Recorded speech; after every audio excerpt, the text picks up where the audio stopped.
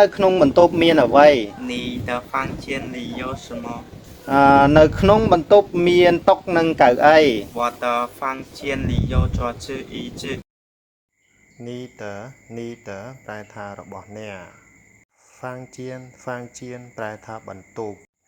លីប្រែថាខាងក្នុងយោប្រែថាមានសិនម៉ប្រែថាអ្វីស្អីនីតហ្វាងជៀនលីយោសម៉តើនៅក្នុងបន្ទប់របស់អ្នកមានអ្វី water របស់ខ្ញុំហ្វាងជៀនបន្ទប់លីប្រែថាខាងក្នុងយោប្រែថាមានជွာជឺប្រែថាតុ